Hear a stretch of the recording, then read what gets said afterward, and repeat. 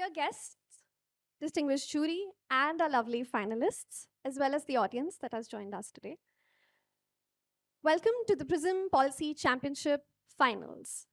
Today, we have gathered here to witness a policy simulation set in the year 2028 on the theme Artificial Intelligence and the Service Sector. Before we begin, I would like to introduce you to our esteemed jury members. Dr. Chagun Basha, Chief Policy Advisor at the Office of Principal Scientific Advisor, Policy Analytics and Insights Unit, IISc Bangalore. Thank you, sir, for joining us. Dr. Jatinder Kaur Arora, Executive Director, Punjab State Council for Science and Technology. Thank you, ma'am. Mr. Mudit Narayan, Fellow, Policy and Research at Fast India and BP Bloom Venture Fund. Thank you for joining us, sir. Dr. Reena Singh, Senior Fellow, Indian Council for Research on International Economic Relations. Thank you, ma'am, for joining us today. Before we begin, let's set the stage with a video that encapsulates the journey our finalists have taken to reach the final round of the championship. Can we have the video, please?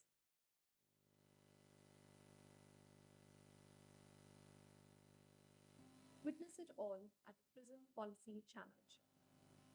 Organized by the Center for Civil Society with generous support from the Manipal Foundation. This is a three-stage national level competition on science and tech policy. In the first round, at the application stage, students across India share their policy ideas through a poster and a video pitch on digital frameworks for delivery of various public services, such as A solution to improve the Indian skill delivery ecosystem. Open and integrated data and advisory platform for agriculture. technology-driven waste management. Some interesting insights were shared.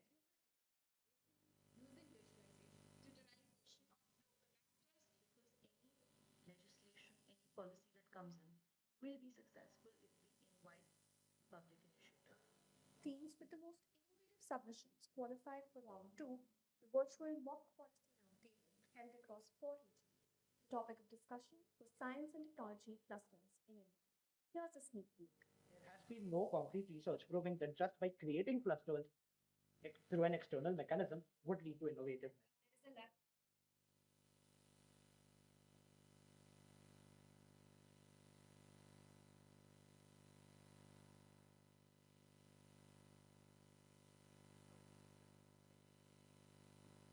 We'll pause. There's a tech issue.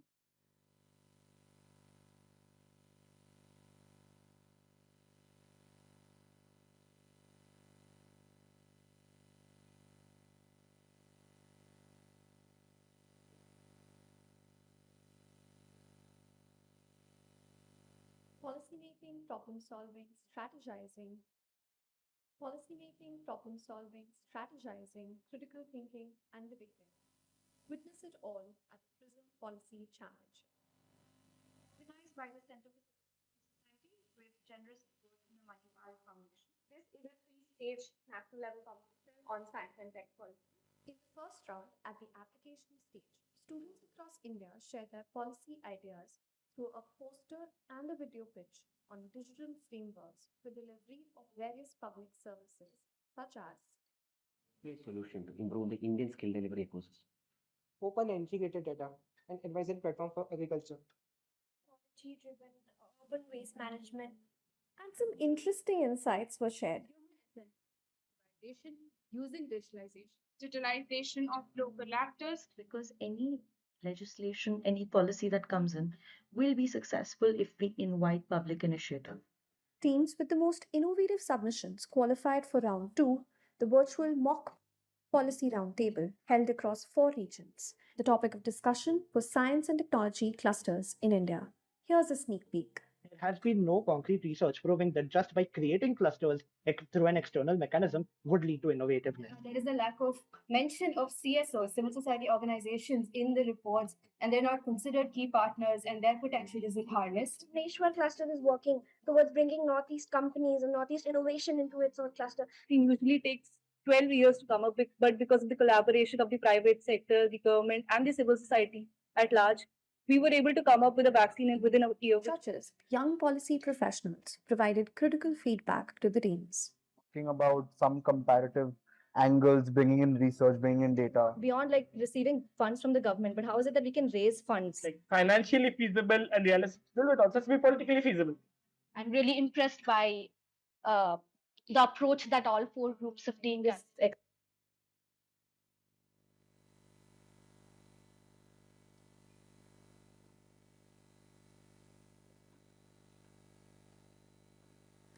All right. So I hope that gave you an overview of the journey that our finalists have taken to reach this stage. Can we have a round of applause for the jury as well as the finalists, please? Thank you.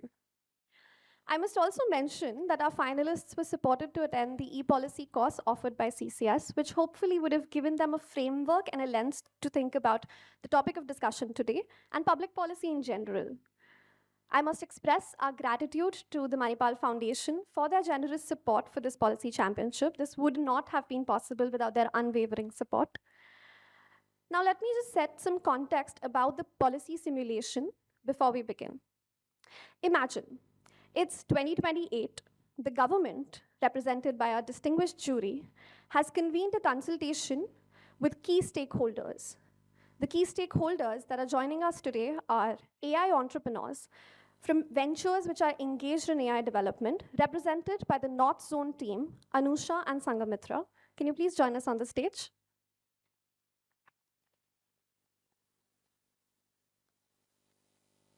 We're also joined by labor union representatives from the service sector, represented by the South Zone team, Atul, Anand, and Sonal. Please join us, boys.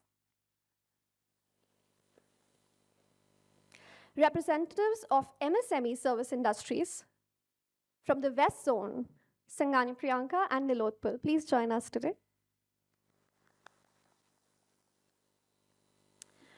And last but not the least, we also have AI socioeconomic analysts or researchers represented by the East Zone team, Shreya and Gul. Please join us.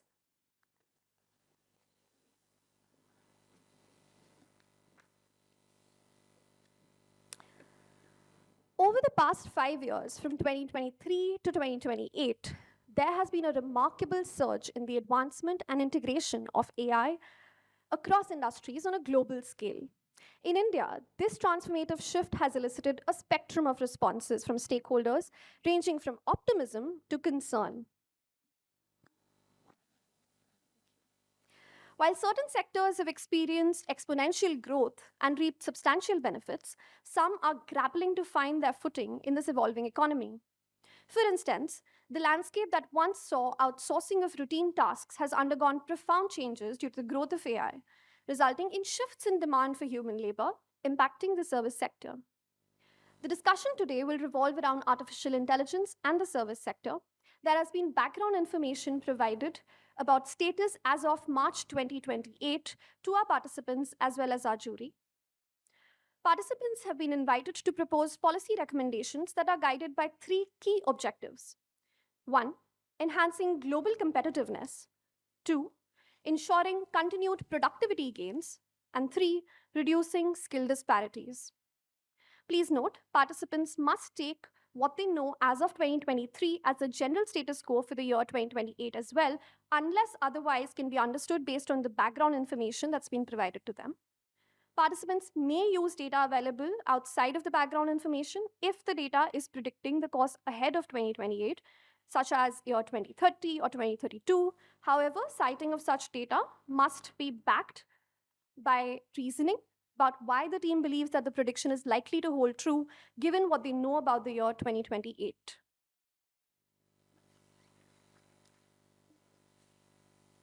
We will now invite opening remarks from the teams. You have 3 minutes each. We will start with representatives of the MSME service industries. You can start.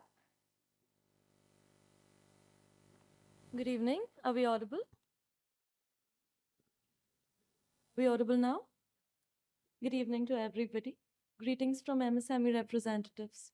As we gather here today, we find ourselves at the crossroads of a transformative era where artificial intelligence has become integral to our socio-economic landscape.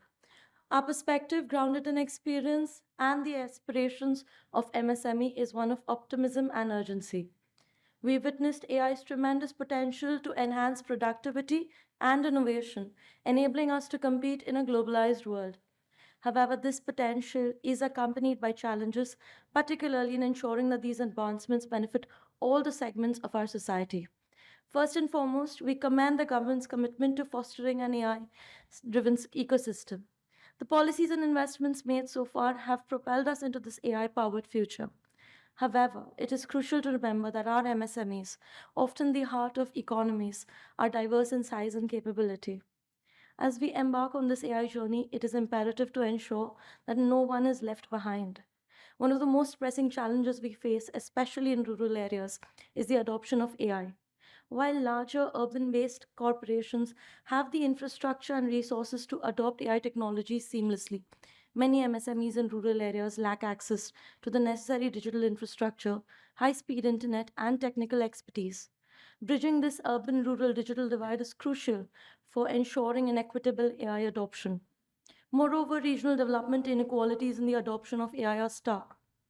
These disparities could further exacerbate existing economic inequalities. Policies must address these imbalances by ensuring that the AI initiatives are not concentrated in certain regions but are acceptable and beneficial to all. Hence, our central recommendation today revolves around the democratization of AI. We strongly urge the formulation of policies that facilitate accessible AI tools, incentives for AI skill development, and avenues for collaboration with AI entrepreneurs and researchers. We believe in the power of partnerships, and we advocate the initiatives that foster knowledge sharing and mentorship. Furthermore, the role of labor unions is invaluable. We strongly encourage a constructive dialogue to create AI adoption frameworks that address the concerns about job displacement and the need for reskilling. AI provides a unique opportunity to bridge the divide between skilled and unskilled workers. In conclusion, we see AI as a catalyst for inclusive growth, but its benefits should be extended to every corner of the MSME ecosystem.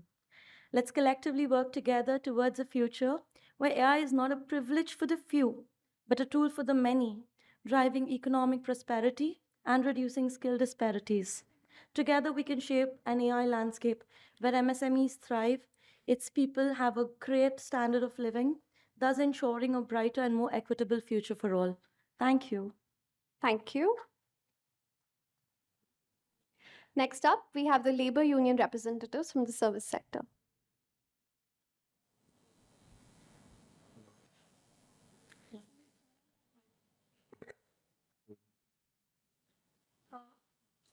You can turn that on from there. You can.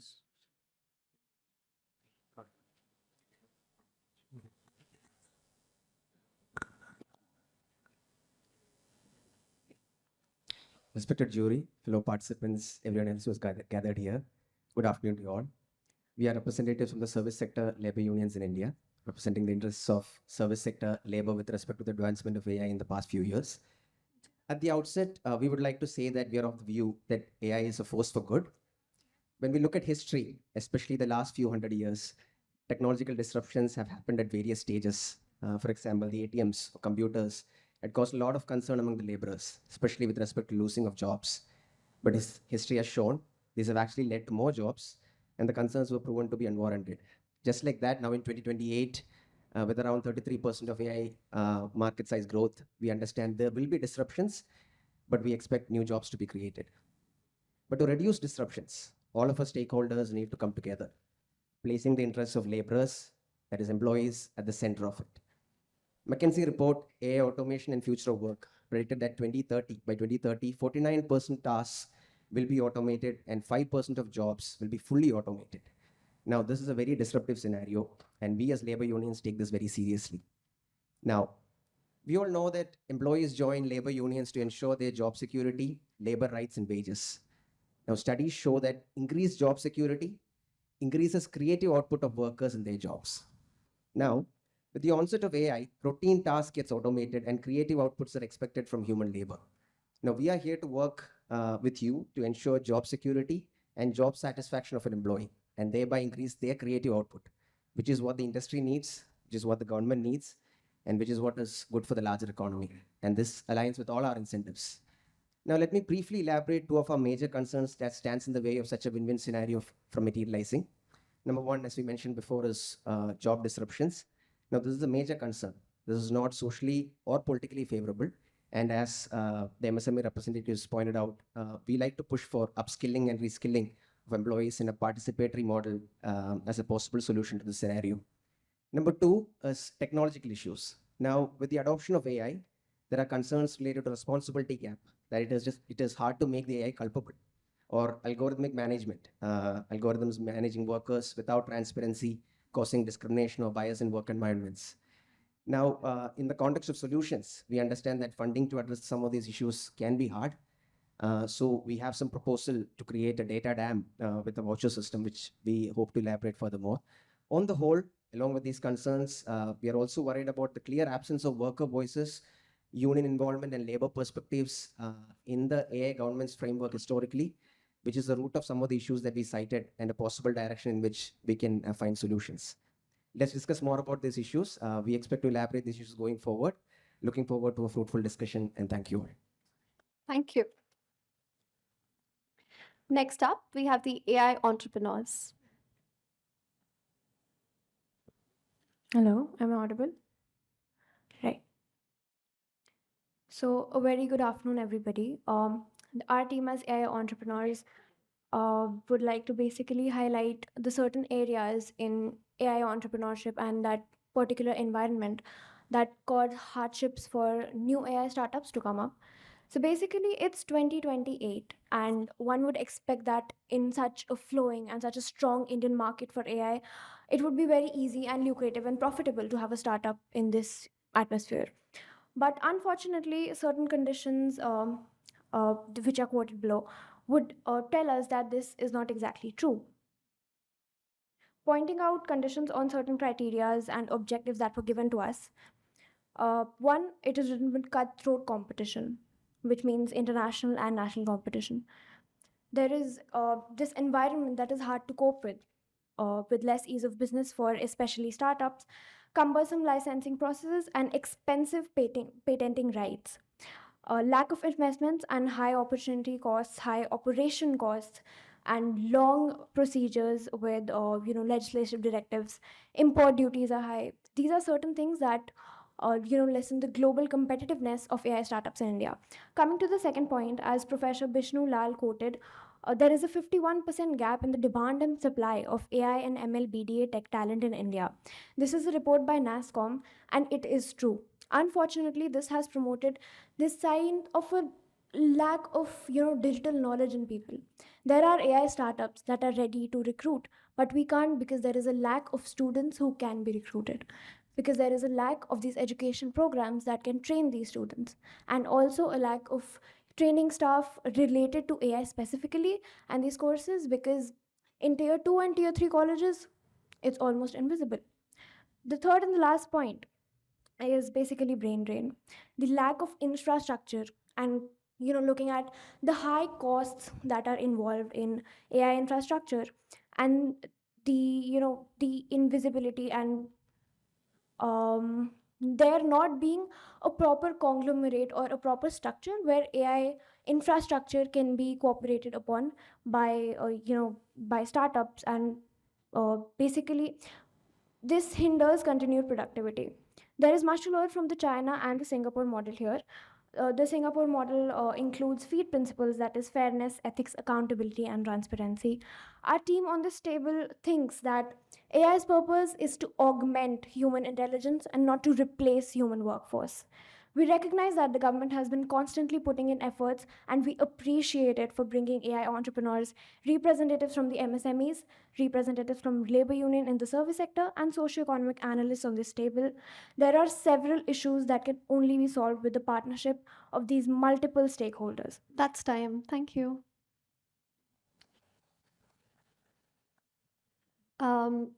Now we have the AI socioeconomic analysts, the researchers.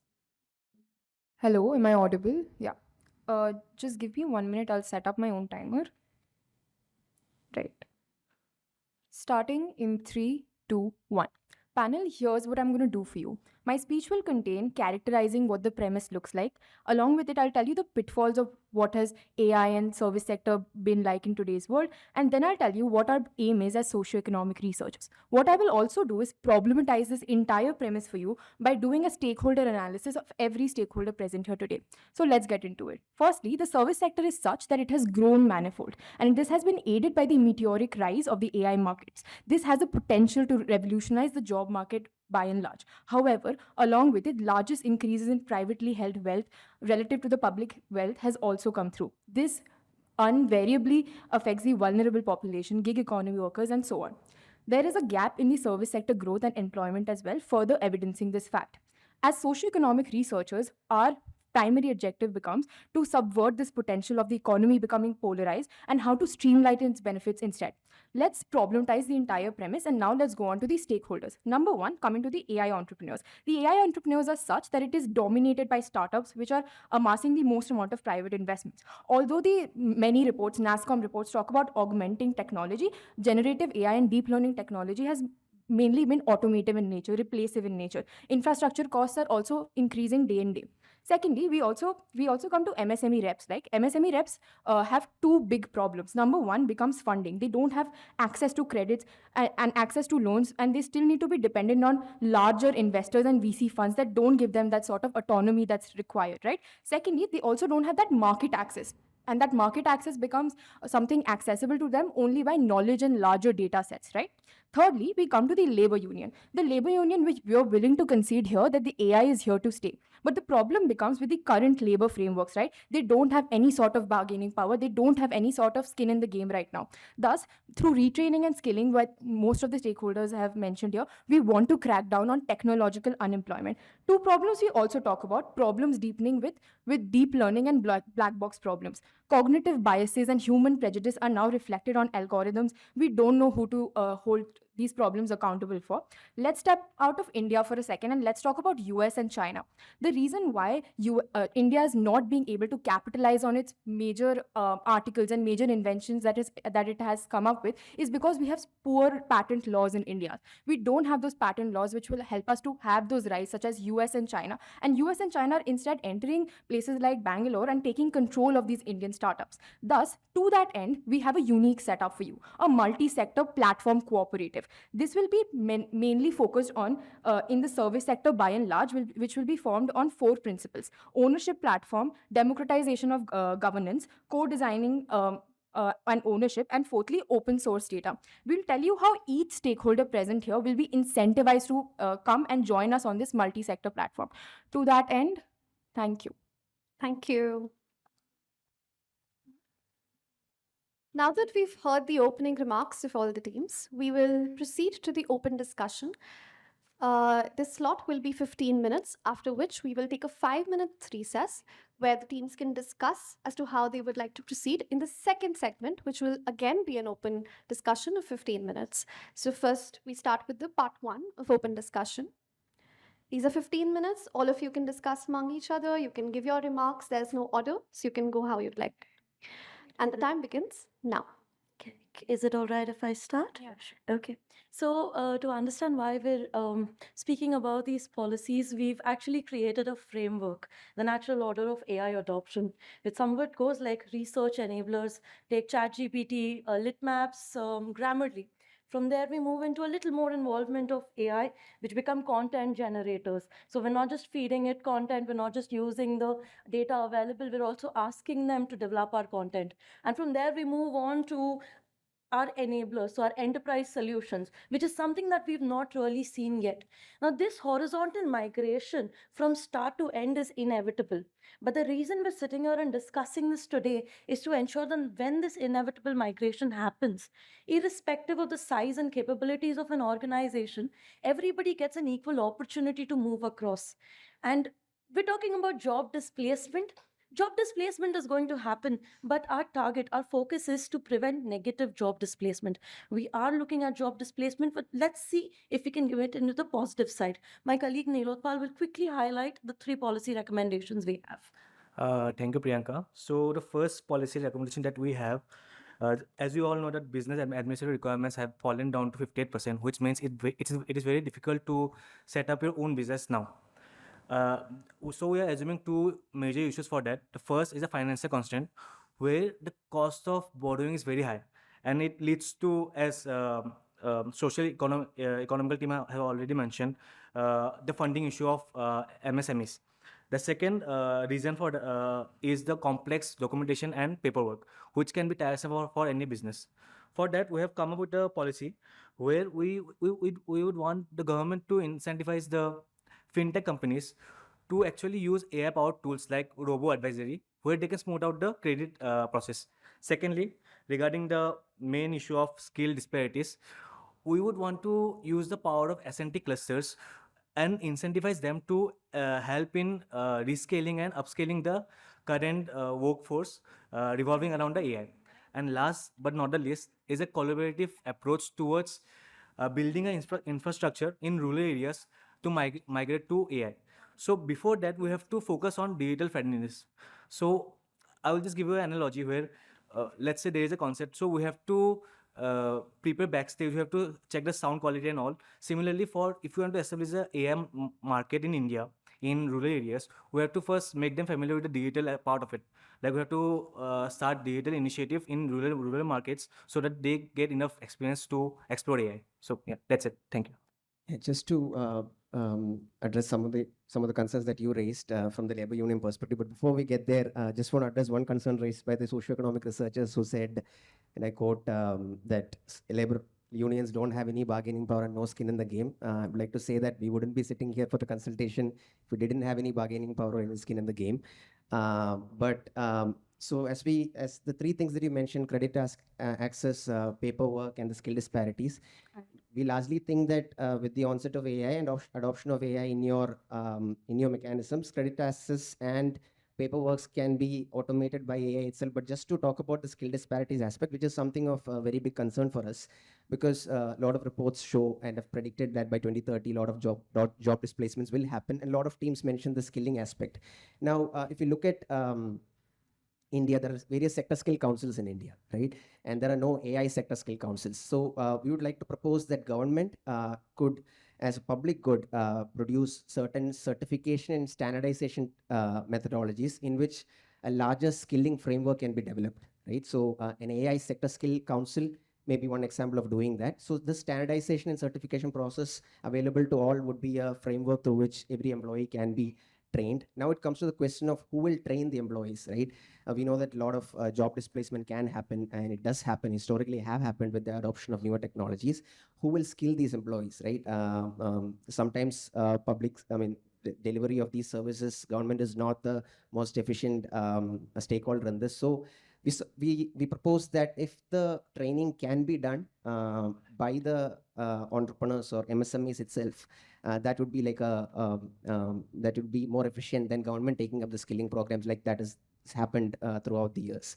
Now, how can this be done, right? So when an employee is actually fired from a job with the adoption of AI, right, for routine tasks that he's been doing.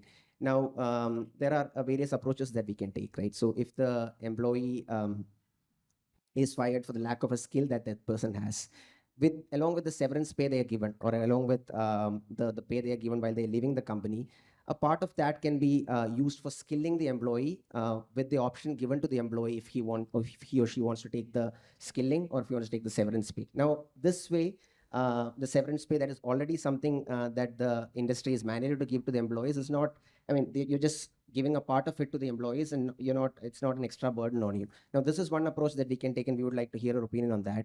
And that is number one. Number two is, instead of government funding these skillings, we actually have a suggestion on something called as a data dam, right? Creating a common data framework for training AIs is a very important part of artificial intelligence. So the training data that is available for the AI right now is from the public data, and there are a lot of litigations around that. So if government could create a data dam where public data and private data, anonymous in nature, and something similar to that is done in South Korea in 2023. If something like that, where anonymous data is available on a public platform, which is created by the government, where private companies are providing data to this data dam, and they are getting paid for that from AI entrepreneurs, and this amount can be used by the private companies to skill employees who are disrupted, who are or displaced from their companies. That would be, I think, a good way to go about it. So we would like to hear your opinions on these skilling sessions that we have. Thank you. Right. Point of clarification on our end. Firstly, we'd like to address two things that we need clarification on from the MSME reps and the labor union reps. Number one, for the MSME reps who want to sort of democratize this data and use this data, tell us where are you getting this data? Tell us that the data is not being taken from off-the-shelf data collectors which already exist, which are already being created by large-scale monopoly organizations. Tell us how you're getting that data, first of all. Secondly, in terms of labor unions, we don't understand how rallying for more rights in a stakeholder setup is something that goes against the labor union. So clarification on that as well. The arguments from our side in terms of reskilling, because I think that's a common thing that everyone has mentioned as of now, what we don't get an answer to is, even if you're getting funding from the government, why will they fund? Even if the funding is not from the government, why will the corporations fund, right? Secondly, how will this reskilling setup look like, right? To that end, we tell you that when job displacement happens, we have this reskilling, retraining setup integrated in our platform cooperative, right? And that platform cooperative already has all these stakeholders on the board, where member owners have a say in what becomes decided, what data is shared, or where this data is collected, right? So we have two approaches that we take. One is the right to be informed, right? When these large amount of workers are being laid off, they're given a 2-month notice, or they're laid off in mass numbers, right? We saw that with Amazon, we saw that with many large scale monopoly setups, right? So we give them that right to be informed. The workers must know how and when the job and the entire setup is developing, how their personnel policy is going to look like. That will empower the individuals to know what they want to do after that, if they want to continue with this at all. Secondly, we also have this right to be trained, right? When you're creating, when you're increasing the spectrum of your business, we want the businesses to take accountability of shirking of these laborers, right? Along with AI also comes a lot of other jobs that are created. Why not use this as a setup? Why not have a reskilling program integrated within your own setups to transform that BTech graduate and reskill them in a way that they can perform tasks, they can perform those things that an MBA grad can. That will not only lower the cost for that larger setup in itself, but also will help retain these laborers that are being shirked off. With that, I think we've answered a few questions. We as AI entrepreneurs, a quick time check. It's about 9 minutes in. Yeah. We as AI entrepreneurs firstly would like to talk about the technology in general, because labor unions, MSMEs, and socioeconomic analysts, you're all talking about patents, you're all talking about disparities, but you're not really touching upon the real idea of technology here. When you're talking about patents, what you're missing is AI is not a machine that you give instructions to. What happens with AI is you give it data and then it does the work on its own. So what we really need to be talking about is how is this data generated? And that is where the black hole problem stems from. So patenting becomes black box problem stems from, and patenting becomes difficult because you're not really claiming a technology, you're claiming something that's based on something that has already happened. So how do you lay a claim on that? So patenting becomes very difficult, and I would like to ask MSMEs and labor unions, what do you mean when you talk about patenting? Because no laws, no legislations exist on this right now, and it's very difficult to classify something like that. So I would like some clarification on that. Also, I think adding to that point, I think the labor union representatives talked about, skilling, that 1 year program and on the job training program. When you don't have AI graduates, you don't have laborers, right? You don't have anybody to train for that 1 year. So I think for that solution, we need to go to the ground level. We need to go to the education level to solve that. One more wait. I just have a few more points. I'll just one more thing that the labor unions and all the other stakeholders are talking about is how we need to reskill our labor force. But what we're not talking about is brain drain. About 80% of the people from IIT, they go abroad and they never return. And it's absolutely opposite in China, where 80% of the people, they come back after studying abroad, they're well trained and they come back. So now we need to be asking, where exactly are we going wrong? We're in 2028, and this has been happening since 2023 and even before that. So where exactly are we going wrong? So what we need to look at is this China model that's getting it right. So what China is getting it right is they're giving fundings, they're giving loans and all these opportunities financially to the researchers to come back. So one, we need to incentivize the environment for all these people, all these trained people who are leaving the country to come back and stay in the country. So, reskilling to baat ki baat hai. Pehle, you look at the people who are already skilled, what you do with them. And secondly, based on this, we are also talking about the FEAT model that has been adopted by Singapore, that is fairness, accountability, ethics, and transferability. Because what really happens is AI works on data sets. So all the biases that are inherent to a data sets are then transferred to the technology that is being used. So based on that, we have a few recommendations. One, classification of AI technology. This is very important, and I'll tell you why. Identify policy relevant characteristics of AI systems, that is autonomy, impact, data collection method, to be the framework dimension. And two, define a set of levels for each dimension, that is low, medium, high, into which AI system can be assigned. Why this is important is because there are so many different technologies existing in so many different domains. How do we create a policy before on all these frameworks without even understanding the different domains that they're working on? You're talking about generative AI in general, but it has different consequences in pharmaceutical domain, it has different consequences when it comes to education, and more than that, it has different data sets that it's working on, and they have different ethical guidelines that need to be talked about before we're talking about all these large scale frameworks. So we as AI entrepreneurs would like to bring back all the stakeholders to the basic, to basically understand what AI means in the first place. We're all talking about skill disparity, we're all talking about people being unemployed. You need to go back to the basic questions. Why are they unemployed?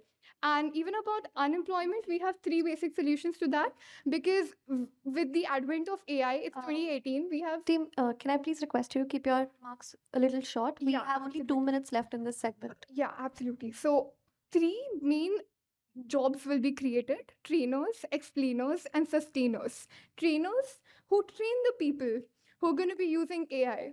Explainers who are going to explain what's going on, and sustainers who are going to sustain the existing technological framework. Our third policy recommendation is that machine learning community currently has no standardized process for documenting data sets, which can lead to severe consequences in high stakes domain. When you're talking about, say, healthcare, and AI technology is working on some data sets that's, predominantly comprised of male patients, then obviously it's very biased. It won't work for females, it won't work for a lot of people. So it's very important to create a standardized process. And to address this gap, Microsoft in 2023 proposed data sheets for data sets. And we again propose a similar process in the electronics industry. Every component, no matter how simple or complex, is accompanied with a data sheet that describes its operating characteristics, test results, recommended uses, and other information. Thank you, AI entrepreneurs. We'll just take 1 more minute for any other team that wants to make a remark. Yes. So I hope I'm audible. So I think my question is to the AI entrepreneurs. You talk about machine learning like being instrumental to what your approach is. But as of now, we observe that machine learning is not enough because it's not able to handle complex data sets, right? And when you talk about data sets, what we want to bring your attention to is your argument about augmentation versus automation, right? What you sort of mechanize in your approach is that augmentation is something that has to be highlighted, right? But that's not coming out of it because you're still using generative AI, still using the data sets that currently exist and are monopolized by big tech companies. You mentioned Microsoft as one of the key examples in your argument as well, right? What we want to bring your attention to is the deep learning models and how they are necessary, but they need to be combated by a framework which regulates them in some manner, right? Because as Timnit Gebru says, who was one of the Google researchers fired, we are not interacting with the people who are experiencing AI, not just within data sets, but the data algorithms that are already being made are made by researchers that are not familiar with the pitfalls that come with the data sets. What we need to make sure is that this diversity comes up, not maybe in the data sets, but at least in the researchers that are handling these data sets. Right? Thank you, researchers. We actually are at the end of the segment. take a We've quick overshot the time. Before we go for recess, one quick question to think about. That's all right. 20 seconds? Yes. You mentioned reskilling. I just want us to take a minute and think about any kind of learning that goes on. Wouldn't any of it be a matter of reskilling?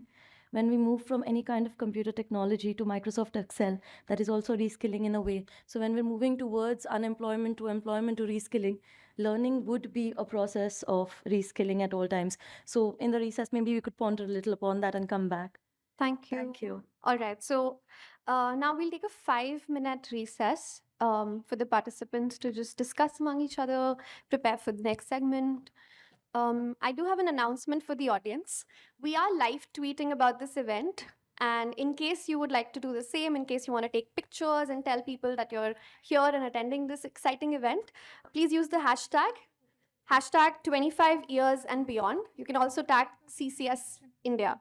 So in case you want to do that, please.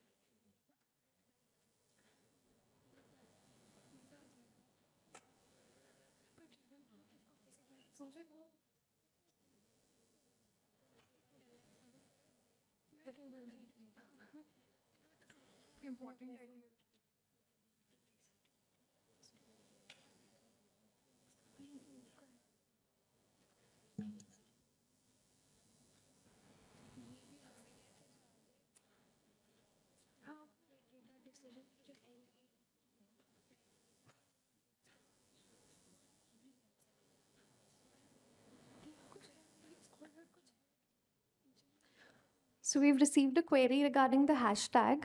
The hashtag is 25 years and beyond. The and is AND. Yeah, not the ampersand. For those who just joined us, this is if you want to tweet about this event, tell people that you're here, please use the hashtag 25 years and beyond, and you can tag us at CCS India.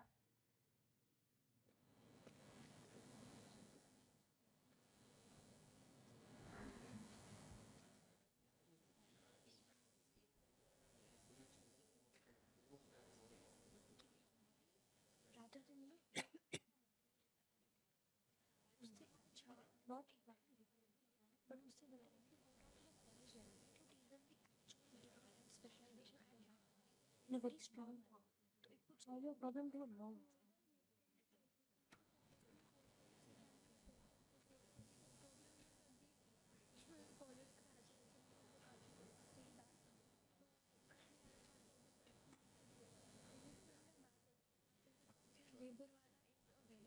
1 more minute left.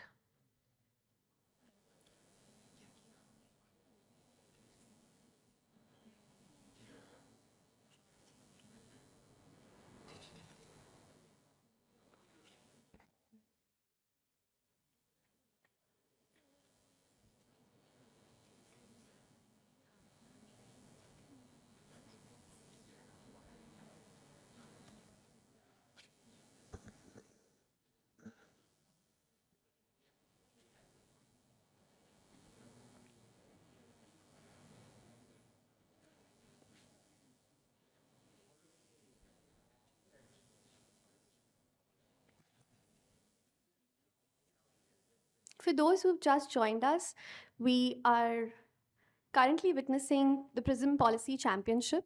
This is a policy simulation set in the year 2028. The theme is artificial intelligence and the service sector.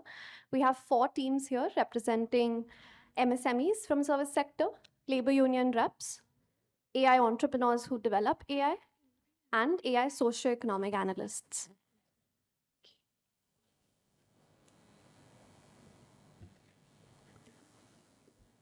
All right, teams, that's time's up. I hope you got some time to think about what you want to say in the next segment. This segment will also be for 15 minutes. Again, it's an open discussion. I will interject if you make your remarks very long. So just to make sure, because today we are here to hear from each other the kind of different perspectives that we bring to the table. So if hearing and listening is as important as speaking, so please make sure that you're keeping your remarks short, crisp, and to the point. So I think we can now. Sir has a point.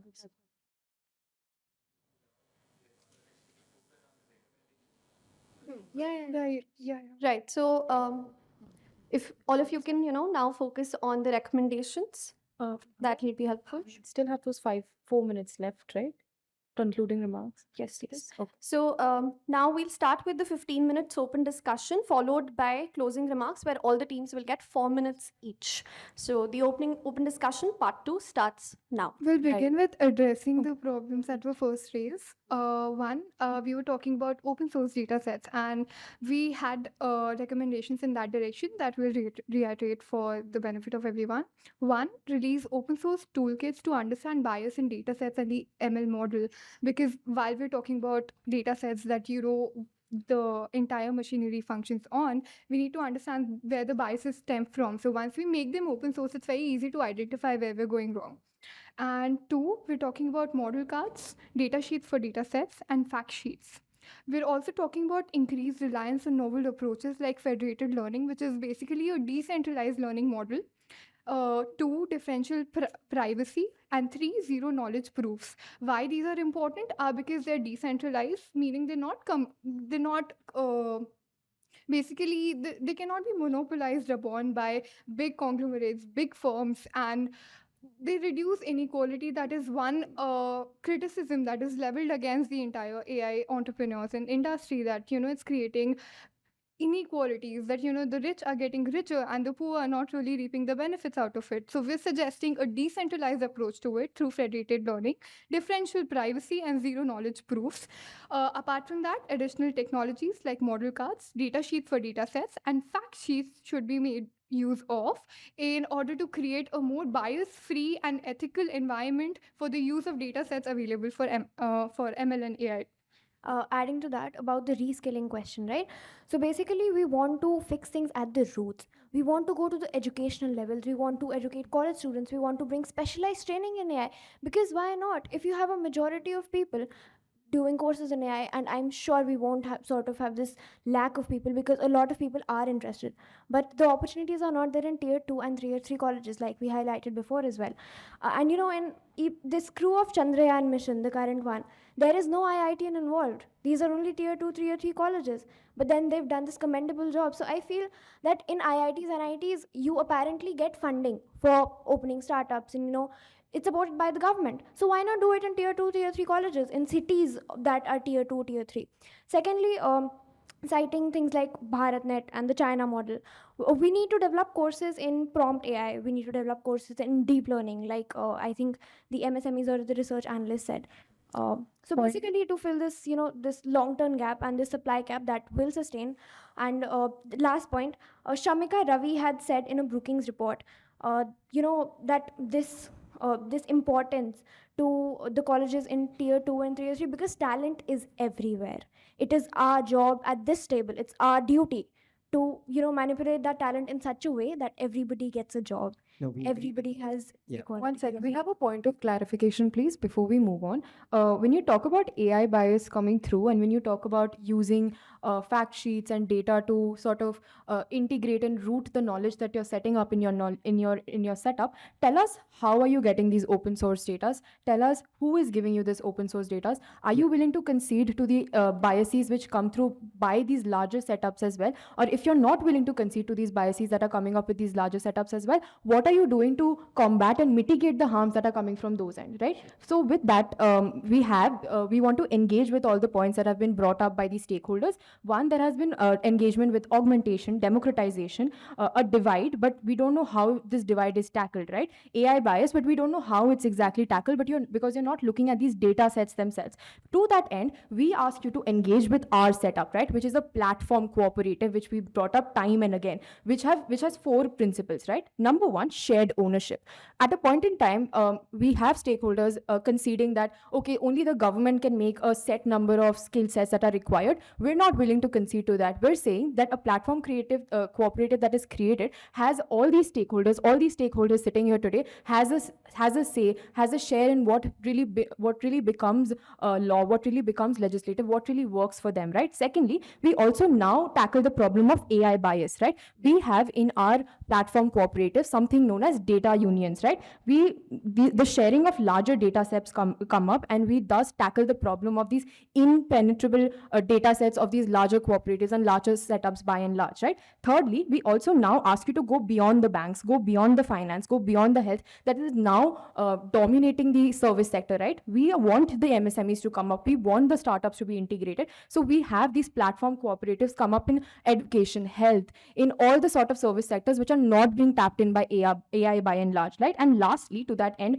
of how we can make a responsible and social AI system is by something called social auditing, which will become integral to our part of the data setup and the data sets which are created in our own setup, right? Our researchers will look at the data sets and will have this immersive curiosity by which they will be able to recognize biases, will be able to recognize the data sets by and large and propose proper and immersive kind of reports, right? And to that end, I think what Shreya is trying to mechanize here is a certain joint entity that will focus on co-owning data and creating AI models that use this data in growth of businesses and startups and entities of the proposed platform cooperative service sector, right? So the principal idea here is to co-own the data that is being created and to use this data within the startup structure, within the MSMEs that are willing to use this data away and very far apart from the big tech that monopolizes data in the current scenario, right? Your Google, your Microsoft, because examples of this cooperative have come up in Kerala in various different models, right? In food delivery and transportation, both in collaboration with the government, with the MSMEs, with startups, as well as consumers and civil societies that are consuming and are sort of adapting to this sort of different AI models that are coming up, right? Yeah, so the entrepreneurs mentioned something about skilling, and the researchers mentioned something about the data sets. We'd like to talk about both. First, about reskilling. Now, reskilling and upskilling is very important for the labor union representatives because without reskilling and skilling comes the unemployment issue and disruption in the labor market, right? Now, you did mention that in education system itself, we need to involve the skilling mechanism, right? So this was already part of the national education policy in 2020. Now that's something that's been addressed. Now we understand that there is still an entry barrier to skilling. That is why we initially suggested creating a sector skill council for artificial intelligence. That way, short-term skill training programs can actually be introduced where students as well as laborers, which are of our concern, can actually take short-term skill trainings in different sectors as well as in the sector that is our concern, which is artificial intelligence, and get themselves skilled to take up jobs that are newly created by artificial intelligence, right? So this was one of our suggestions, that government create a standardization and certification mechanisms through creating sector skill councils. Now, we'd like to take your attention to a case study of Tata's steel industry, where a new AI system was integrated into their company for administrative purposes. Now, the employees that was already in the company were skilled in steel making process, as is expected. Now, when they were given training on data science skills, basic data science skills, there was no requirement to fire any employee, although their initial skills or their major skills were focused on steel making processes. When small skills related to data science skills as well as artificial intelligence skills were given to them, they could still be retained. So this kind of short-term skill training that could be introduced through sector skill councils by the government, but still, in our opinion, be funded by the private companies itself for their own benefits, because these employees can be retained and can be used, their productivity can be used by the industry itself, is one of our suggestions. Another issue that was raised by the researchers was about data sets. We have some ideas on that. Okay, adding on to the point, there was a problem suggested that there is an unavailability of AI training data. There was a problem suggested that there is a non-generalizability of the training data. There are all these general problems in the AI training data. So we are aware of the problems of algorithmic automation, the problems of discriminatory bias, and all this implication. So that's why the recommendation which we suggested, the data dam, that will solve this problem through a very participatory approach. It's not a regulatory approach as such. So how it works is the MSME enters the employee data, and they get paid for the training data which they are entering there, and the AI entrepreneurs, they get the training data to develop the AI. So the MSME can again use this AI which is developed by the AI entrepreneurs, which makes very high cost AI affordable for the MSMEs. So the funding created through this, it addresses the disruptions which are being caused by AI. It addresses the unemployment which is being caused by AI. So in Korea, when this was happening, it created around 28,000 jobs. So again, another point to add on to this about creating an ethical guideline committee. So when such a data dam is being created, when the data of employees and data of the public is shared on a private platform, there has to be a clear structure, clear ethical guidelines laid out for it, which ensure traceability, transparency, and all these aspects. So such a ethical guidelines committee should also be formed alongside this data dam project. Now, we would like to say that we are actually suggesting the government to create this digital infrastructure called data dam, to which the entrepreneurs in the industry that is non-AI industries can actually provide private data in an anonymous nature, which is actually implemented in South Korea before. Now, they get paid for this data that they are providing. Now, the AI entrepreneurs are the ones who are consuming this data, who are actually paying for this data. Now, this they can get paid as vouchers to actually skill their employees. They can get paid in funds which can actually be used to skill their employees. Now, if this mechanism can be coordinated by government without actually spending finances onto this, but only creating the digital infrastructure, that I think will match all our incentives, and through the voucher system can actually get the employees skilled and address the unemployment issue as well. You know, I think what you just said does show a lot of promise. However, when we're talking about MSMEs, we're talking about 1 to maybe 2,500 employees. When we're talking about paying companies for their data, which sounds like a really good idea, we'll also have to sit and think about, how feasible and viable is this going to be. However, we'd like to drag your attention to the fact that we've singularly been listening to everything that's come up on the table, and these have been great insights. But we're going to focus a little bit on management. We're going to leave the tech to the techies, and we're going to talk about where are we going from here. AI is coming in, MSMEs are struggling. So let's talk about what recommendations we're looking at. Currently, the rural infrastructure does not support even computers. When we're talking about AI, when we're talking about a 50-story building, we cannot be looking at an empty plot. So parallelly, when urban is looking at building AI, when Microsoft, Google, even MS Office is integrating AI, we have to get our rural areas compatible with computers. We have to get that reskilling started there. So that is one, we start building our rural digital infrastructure, work on internet connectivity. Two, we've got fintechs that are doing great, that are a part of our MSMEs. One of the biggest problems that companies, MSMEs face is the hassle, the low awareness about where to get the money from and how to get the documentation done. If fintechs who are as my colleague already mentioned, robo-advisories. If we incentivize these fintechs to support MSMEs, not at a free cost because no company is working for non-profit, but if there is a special incentive given for additional support provided to MSMEs, we believe there could be great advantage leveraged. 3, MSMEs themselves, the biggest problem, no matter if the company has 1 employee or 50,000 employees, is inertia.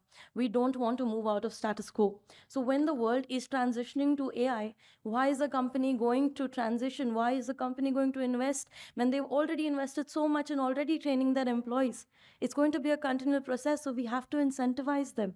And this will not come just from saying, AI is coming in, let's move to the boom. No, it is human nature to not stress on something unless we're seeing the far end of it. So here we want the government to step in and incentivize migration to AI, maybe rebates, maybe some benefits when it comes to using any AI-powered services. And the start could just be Microsoft Office. And most importantly, we in our last round actually looked at science and technology clusters, and we looked at all of the AI that's being used there. We're looking at AI deployment in these clusters, and these clusters are centered in metropolitan and tier 2 cities. So while we're looking at deployment, we can also take into consideration the reskilling there, because workforce today is not going to just be the workforce that's going to go on for 20 years. When we're talking about a boost in GDP, it is not the equivalent of a boost in employability or the boost in standard of living. That would be a measure somewhere close to maybe inequality adjusted human development index, in which India's ranking 132nd out of 132nd out of 191, which is a terrible figure. And China ranks 79. So whilst they're moving across to China, US somewhere around 13, Japan around 7, it's not just what we're doing wrong, it's that we take the good points of what these companies are doing and we incorporate. We believe that it is a process, it will happen, we will stay back, because youth is now getting involved in this. We hear from different diversities our testimony to the fact that educated youth is coming to the picture. And MSME, that's what I will just say. a quick time check. We have 1 minute left for the open discussion. I have one quick question for labor unions. When you all spoke about skin in the game and severance pay skilled workers, pick one. Where are we drawing the line between skilled and unskilled workers? Because unskilled workers will not really get an option. We're all disposable, unskilled even more so. So, how do we approach? Yeah, so according to research, it's not low skilled workers or unskilled workers or very high skilled workers who are going to get displaced. It's the middle skilled workers, right? It's called wage polarization. So we are worried about our employees who are middle skilled, who are between the low skilled and high skilled jobs, right? So these are the jobs that we think are getting displaced, and they are the ones who need upskilling. Right? That is why we suggest ideas of upskilling, right? Now, we believe that the proposals that we gave in terms of the private industries, MSMEs, as well as entrepreneurs involving in the skilling process can actually offer their expertise into the sector skill council, which is a public-private partnership model, to actually skill. So with that, we come to the end of the open discussion. We will take a short 1 minute of time so that teams can prepare for their closing remarks. Each team will have 4 minutes to present their closing remarks.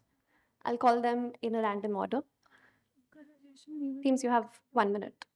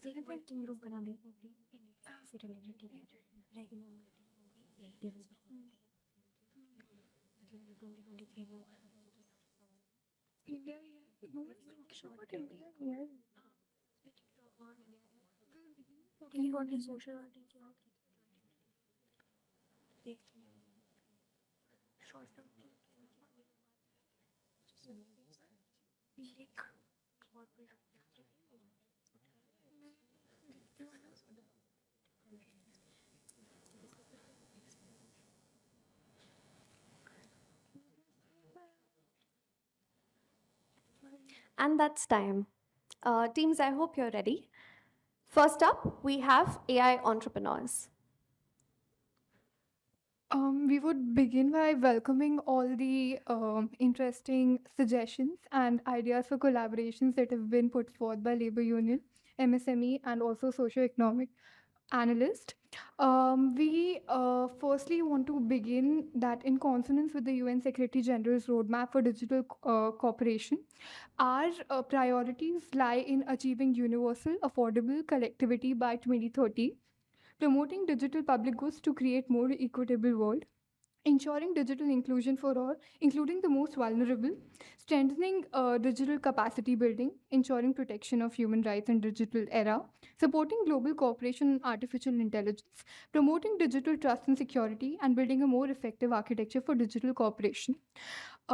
It's funny that throughout the course of this conversation, we couldn't come to the idea of India AI that has been instituted by the government of India. So, as a part of India AI, we want to constitute a working group that will focus on the following policy recommendations and institute a bench based on the stakeholders involved on the policy frameworks.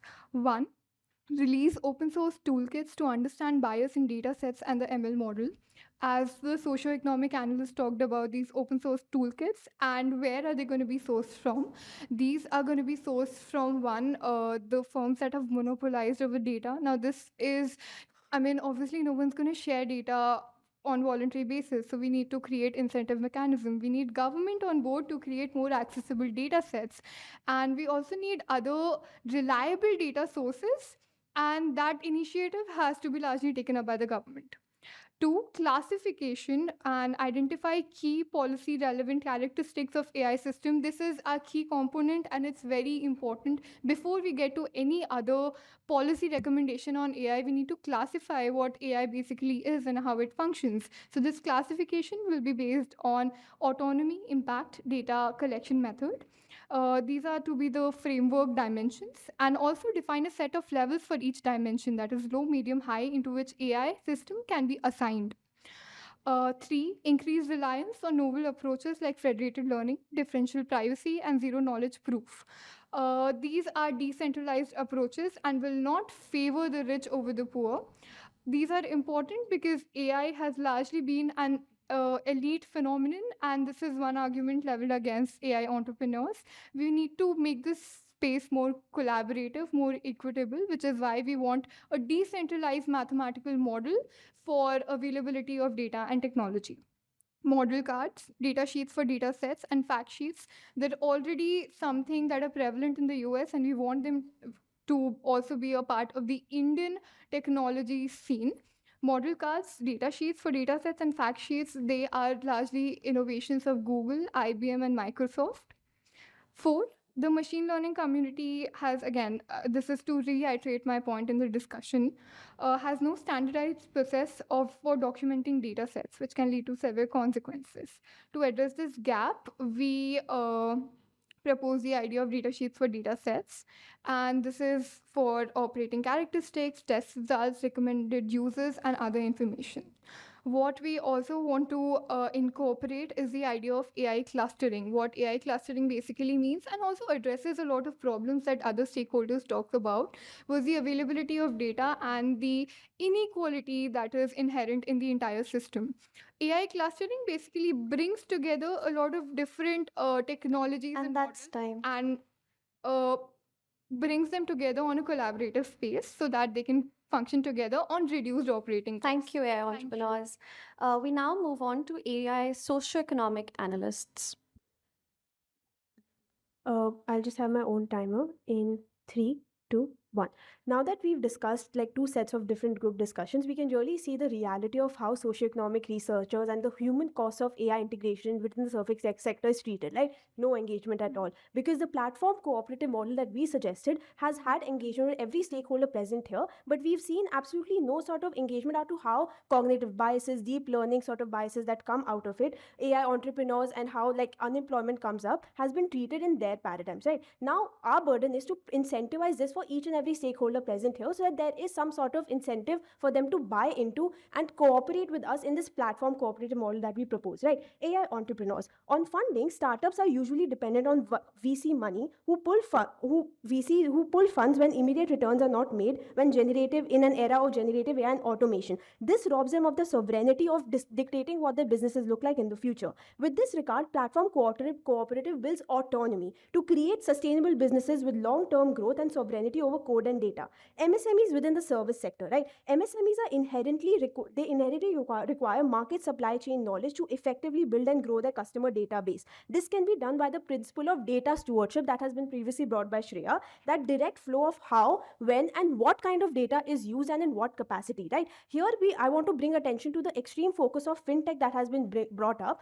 Fintech is a company within the service sector is something that accompanies high risk factors, right? Insurance claims, the way in which loans are not given, MSMEs are at a higher risk of not receiving them on time, right? So within the fintech sector, AI is already sort of incorporated with fraud detection models and different sort of techniques, right? So within this high risk sector, how do you prioritize this while ignoring health, education, and transport that are relatively lower risk and also require your attention? Moreover, the data dam concept that has been brought about by labor unions, who pays these MSMEs for the data that they're bringing, and how are MSMEs capable of providing quality data to the government, right? In the process of building data dams. Moreover, within deployment of AI, there is a certain malicious profiling that comes about, right? Police profile AI and they don't know exactly how to deploy the AI characteristic because of the cognitive biases that come about in AI, right? Now, moving on to labor unions, there are three different problems that we observe. Number one, gig economy, platforms, and short-term work makes it difficult for labor unions to consolidate and stay united in face of privacy concerns. The solution we give you,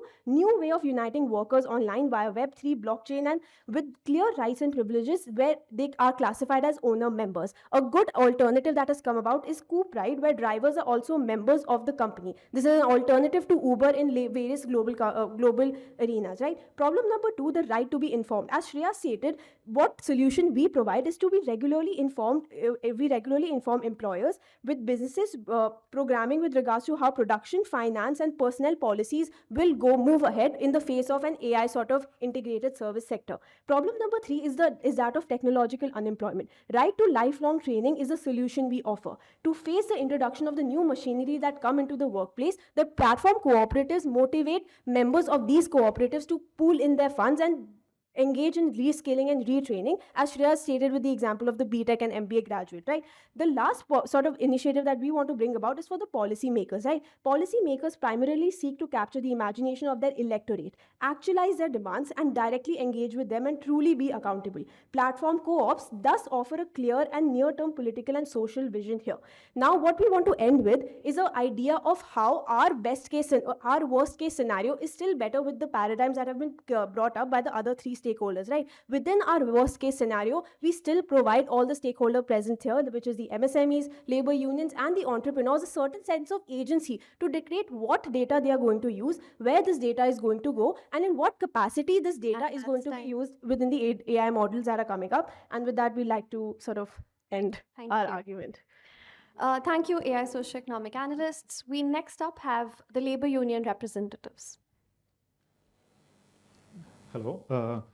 We'd like to begin by thanking the government for inviting us to this discussion. And I believe that the various arguments and concerns made by different stakeholders has been a productive thing. And for us personally as labor union, two major problems persist, and that is regarding skill and regarding technology issues. Regarding skill, we put forward the suggestions of starting sector skill council specifically for AI, and to fund these programs through the data bank idea we proposed.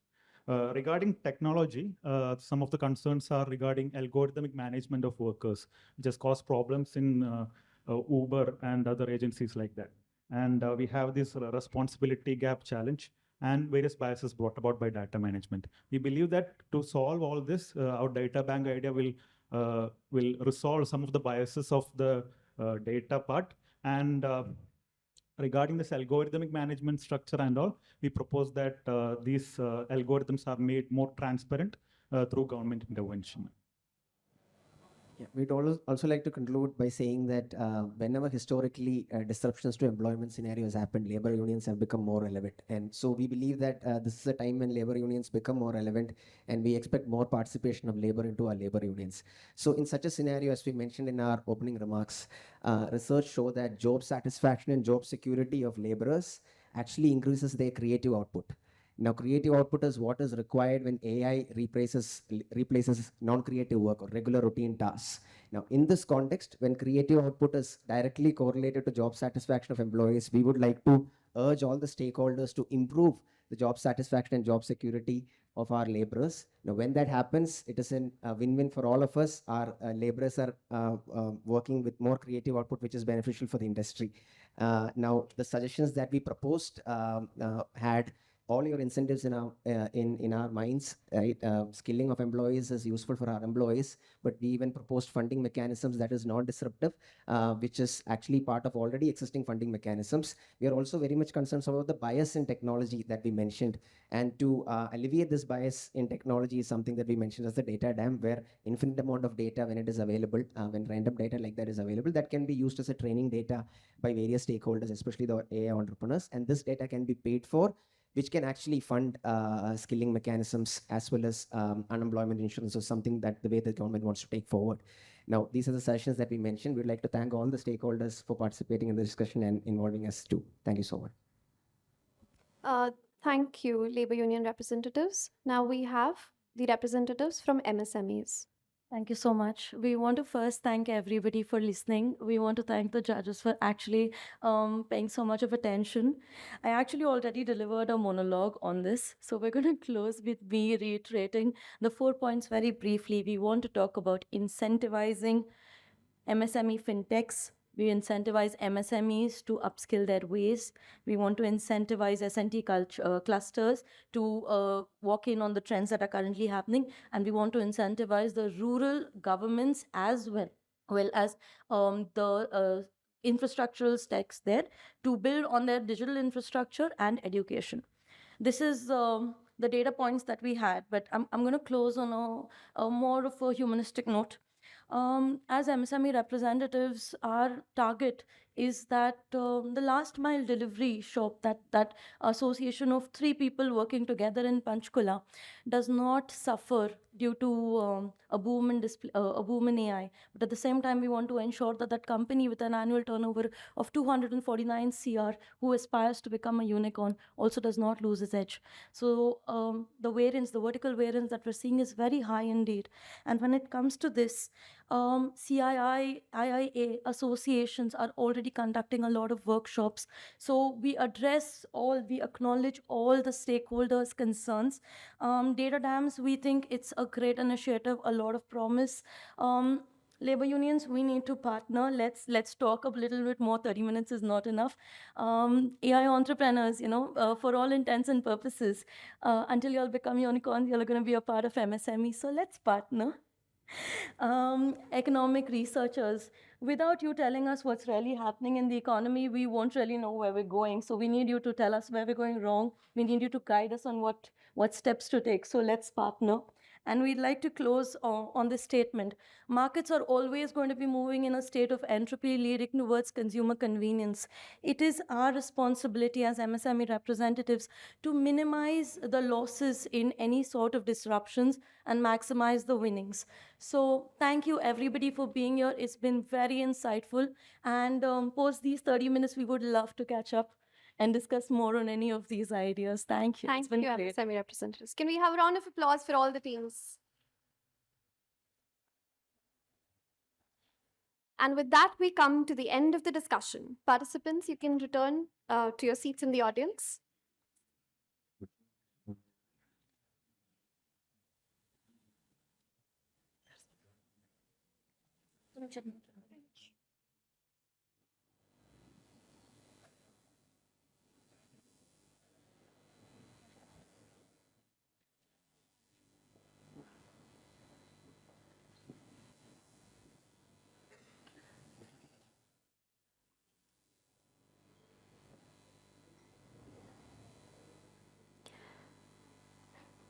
I would now like to invite our jury for some feedback on the discussion that's been happening.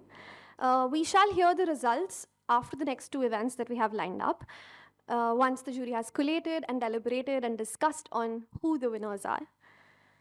I would also like to invite our CEO, Dr. Amit Chandra, on the stage for felicitating our jury, as well as Dr. Patsha and Anirudh sir. Please, if you can join us for giving a token of thank you and gratitude to our jury members who have very kindly joined us. And I see they have been taking copious notes, and I'm sure they have some very, very exciting and interesting feedback to share with our participants. First, towards the felicitation, please.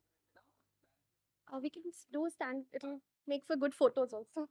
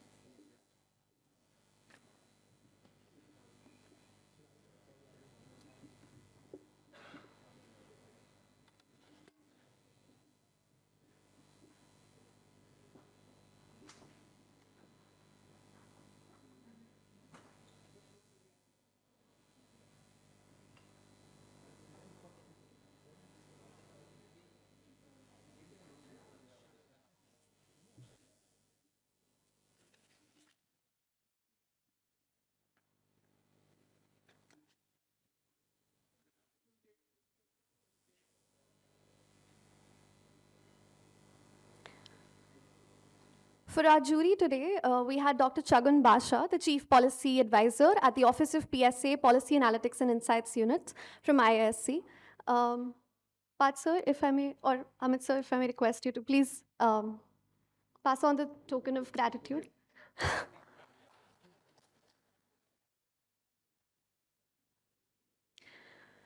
We're also joined by Dr. Jatinder Kaur Arora, the Executive Director of Punjab State Council for Science and Technology. Thank you, ma'am, for joining us today. Amit, if you can. Yeah.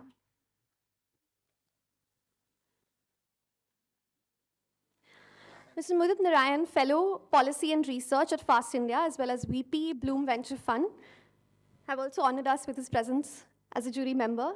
Anuj, sir.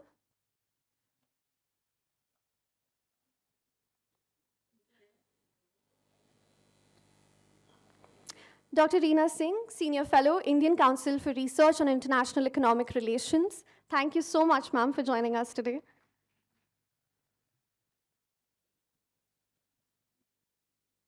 Thank you, everybody. I request the jury members to please stay back on the stage and share some feedback with the participants. Can you take a seat here, or if the podium is more comfortable?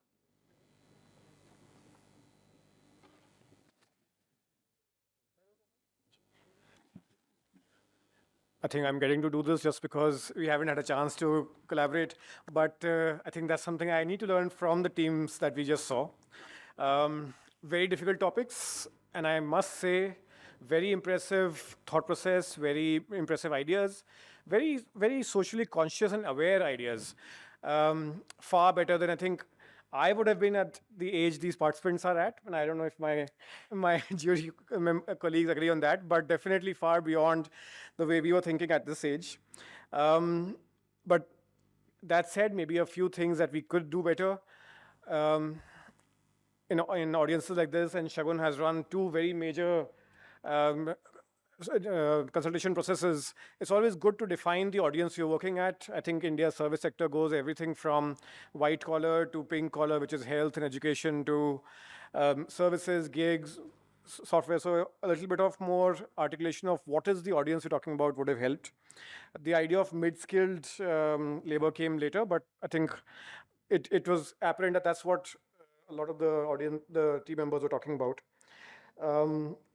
The awareness about what agencies like NASCOM and Microsoft and all are saying was brilliant, far beyond what many people would be aware of. And my last word would be that not only to 2028, I think the ideas that have been shared today would be relevant even today, would be relevant to the actual policy making that's been happening. And I've seen some of these from close quarters, some of these which are happening right now. Very illuminating topics, and I'm very hopeful that the team members here and others who probably participated in the national competition will play a bigger role in the policy making in India in the future. Congratulations to all for your participation.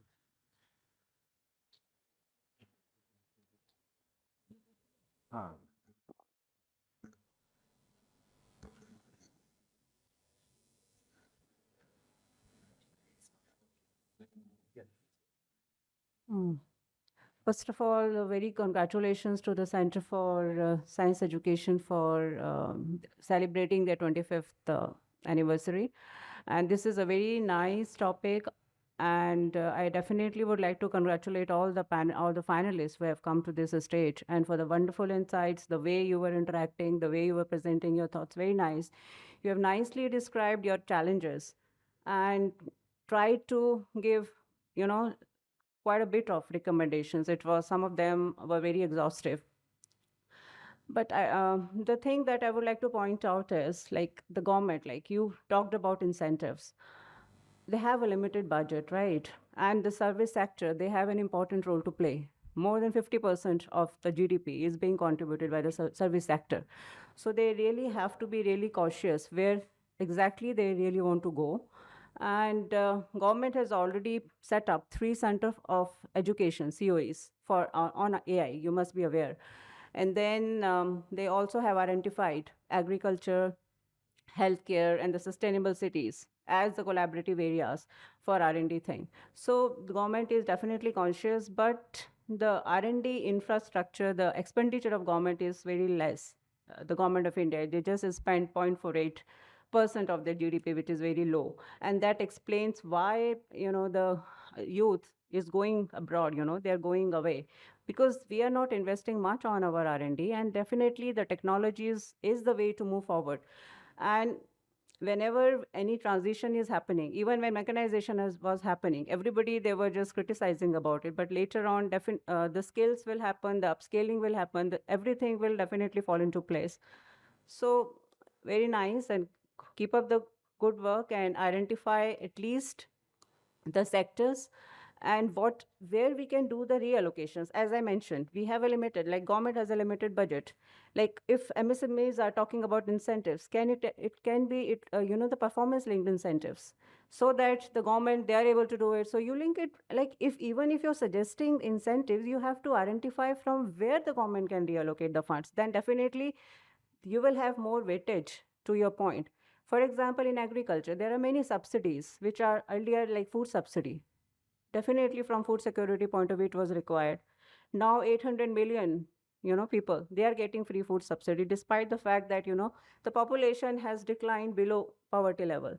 So we have to see from where we can reallocate, repurpose those budgets and then provide it to this particular sector. Thank you.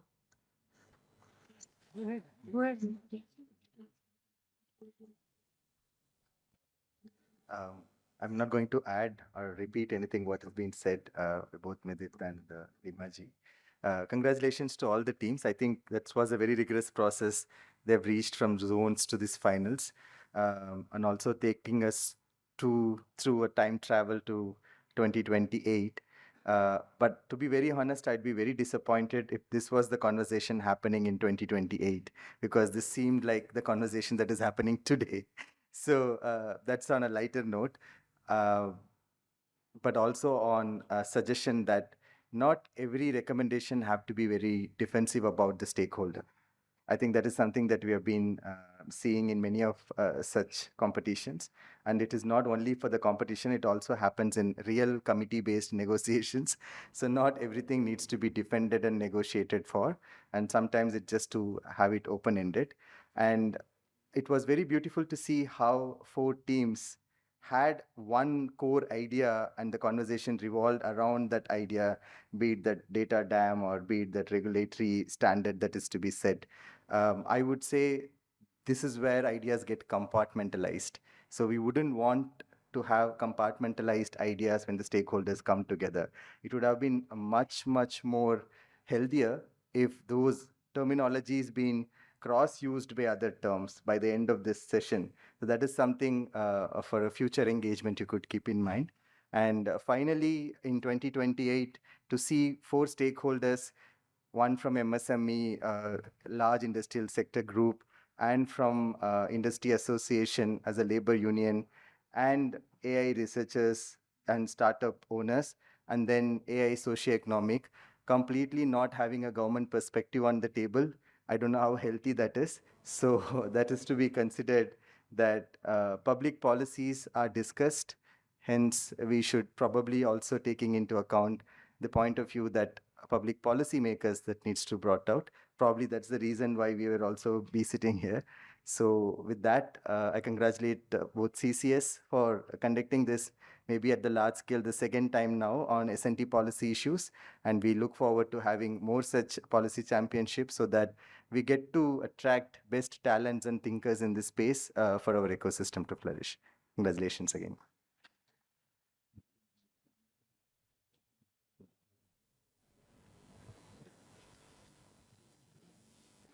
I think very happy to be here. Bhavya, when she reached out to me and hearing that this is the topic on which this competition or this discussion is happening, I thought actually really we are growing up, and involving this generation on the aspects of policy discussion on emerging technologies. Very happy to be here.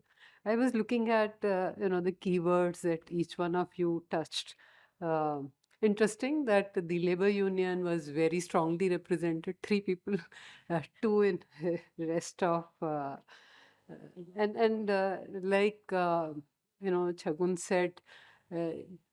In the last few years or so, the government has come up with this new concept of having policy fellows in the various departments, and the S&T cluster and PSA's office too, and the policy centers across the country. So definitely when you have the next championships, it will be really nice to have one group represented by government, because that's another area where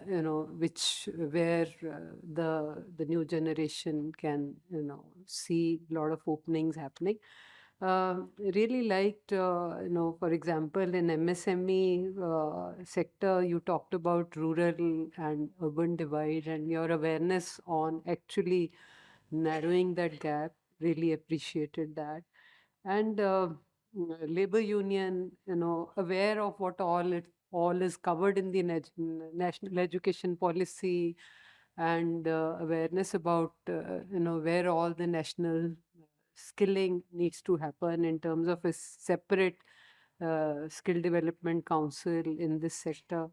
And also knowing what's happening globally, at least when I was your age, I wasn't that aware, wasn't that enlightened. Really happy to see, where you pick up what's happening globally, and you've read the national policies well. Congratulations to you.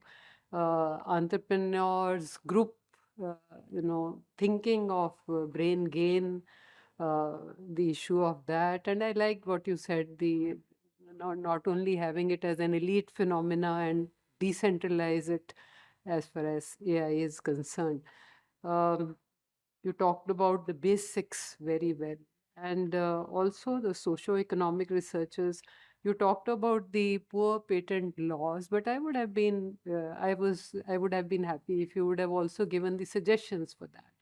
For example, in India, when we were talking about patent regime in terms of for plants, for example, in US, PTO, the plants can be patented, but here we came up sui generis system for plant variety protection, and we also took care of farmers, rights for their own varieties. So similarly, as far as AI goes, The larger goal is that how it actually serves the society, because it can only augment what the human intention is, what the human capacities are. It's not a substitute. It'll be nice if you can think on those lines also when we talk of, what needs to be done in terms of having a look at what our patent framework at the moment has. The suggestions will come from you, that what actually needs to be done, something totally out of box, what can be done. Very, very happy to be here. Thank you.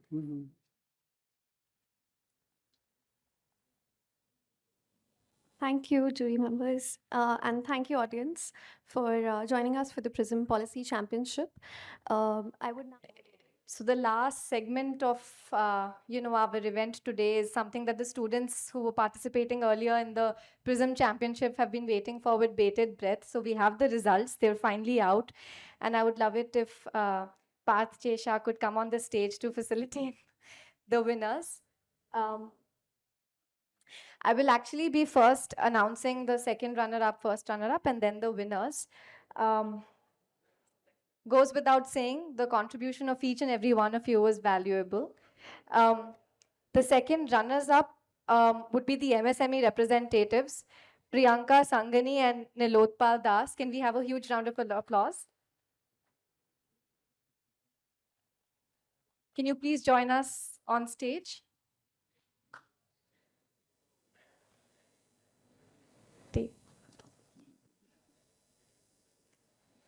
So they win a cash prize of 10,000 rupees.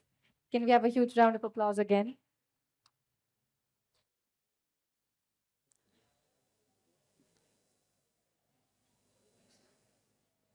Thank you so much. We really appreciate your efforts. The first runners-up would be the labor union representatives team. So Sonal, Anand, and Atul, can you please join us on the stage? Can we please have the next? Where's it? Congratulations, guys, on being the first runners-up. Can we have a huge round of applause again, please?